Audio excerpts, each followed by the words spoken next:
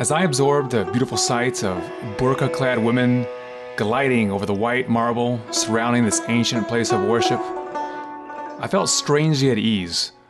When I compared the beauty of this ancient shrine to the carnage I witnessed in Kabul and on the road over the Hindu Kush, I, like all worshippers who came to this sanctuary, felt a sense of inner peace that I was to take with me on my journey as we left the holy site of Mazar and made our way back out into the burning deserts.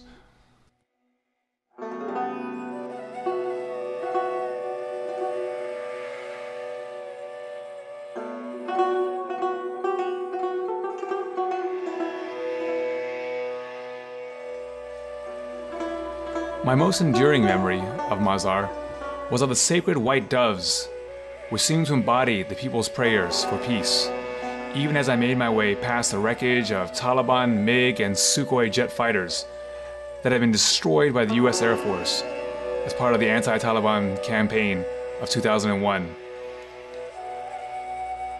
As our journey continued, I also noticed the wrecked hulks of Soviet armored personnel carriers and tanks littering the side of the road. These rusting skeletons evoked memories of the Soviets' cruel invasion of Afghanistan in the 1980s, and reminded me that the Americans and the Taliban were only the latest conquerors to sweep across this war-torn land. For the Afghans, these rusting relics were witness to the loss of over 1 million people who died during the struggle to repulse the Soviets. But as my native host were to demonstrate to me, the killing had not stopped with the expulsion of the Soviet invaders in 1988. As we arrived outside Shibregan, General Dostum's headquarters, I was shown a martyr's graveyard that held the bodies of over 118 of Dostum's Uzbek fighters who died liberating their lands from another invader, the Taliban. What you have here, General Dostum made a promise to his people that if the invaders gave their lives fighting for the mountains, would be given martyrs, burial, outside Shibregan. It was with tremendous excitement that I arrived at Shibregan and was told by my Uzbek host that I would be given the rare opportunity to be one of the only foreigners ever allowed to interview the hundreds of Taliban prisoners being held in the almost medieval fortress prison located outside Dostum's headquarters. Where some of the worst of the Taliban fanatics, jihadis, al-Qaeda killers, those who are deemed unworthy, are being released to their Pashtun villages, are being kept. So we're going inside to actually meet and interview some of these Taliban and al-Qaeda prisoners. This should be very interesting indeed. All right.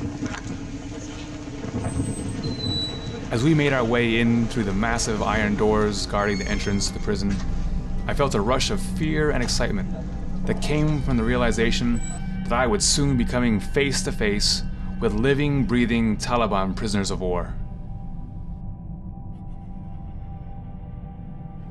And I must say I felt a shiver go up and down my spine as my eyes finally met the eyes of those Taliban prisoners I found lying in the prison infirmary. I could not help thinking to myself that some of the Taliban fanatics that I was encountering imprisoned here could have been involved in the murder of CIA agent Michael Spann during the Kali-Janggi uprising in 2001. But as I became aware of the conditions in this fortress prison seemingly from the Middle Ages, and came to sense the prisoners' feelings of hopelessness and despair, a part of me actually began to feel pity for these Taliban captives wasting their lives away in Dostum's fortress prison located in the middle of nowhere.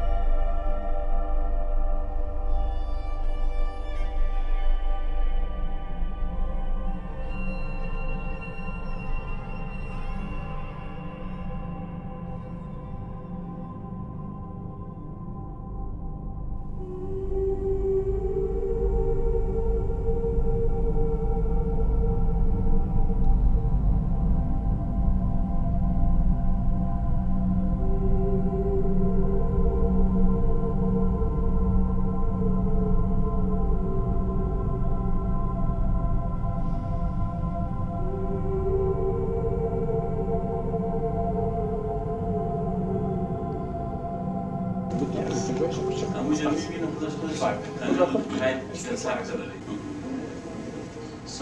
firstly I was in Mazar Sharif, then I went to, we were taken to Kunduz.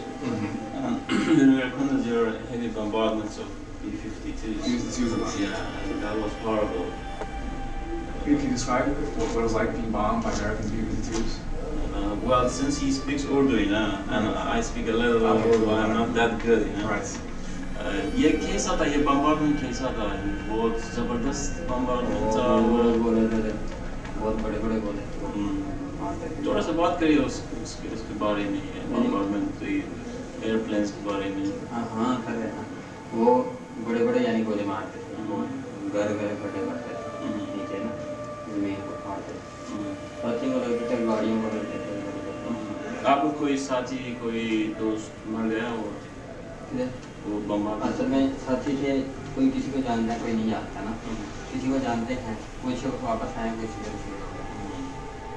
Well, it was horrible when the airplanes were bombing, you know, because wherever the bombs hit, it was blowing up, it was exploding, and everything was tearing apart by the shrapnels and everything they had. Of course, I know some friends, my friends who lost their lives in the bombardment, and some of them still survived. I don't feel regrets. Does he feel regrets about the attack on America on September 11th at Al-Qaeda? ये आपका ख्याल हो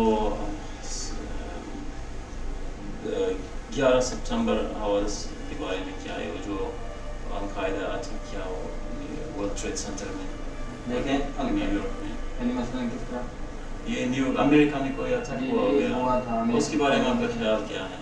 वो बहुत बुरा हुआ है वो, यानी उस तरह नहीं करना चाहिए, क्योंकि उसमें बेगुनाह कितने मारे गए, बेगुनाह कहीं भी मारे जाए वो नाजायज़ होती है, बेगुनाह नहीं मारने चाहिए, जिसका गुनाह है बस उसको पकड़े, यानी जिस तरह अभी अल-कायदा ने उधर मारा है, यानी उनको वर्ल्ड ट्रेड सेंटर को मारा है, तो उनको अल-कायदा वालों को पकड़ना चाहिए था, उनको मारना चाहिए था। इन्होंने बेगुनाह की तरह यानी मुसलमानों को अफगानिस्तान में बेगुनाह को जो है मारा है कुंदूज में, जो हमने आंखों से देखा है। Yes, I condemn this action because thousands of innocent people were killed there, and that was done by Al-Qaeda members. And America did the same thing as Al-Qaeda did, and they had to kill Al-Qaeda members, but instead they came and bombarded innocent people. So that's why we came to defend our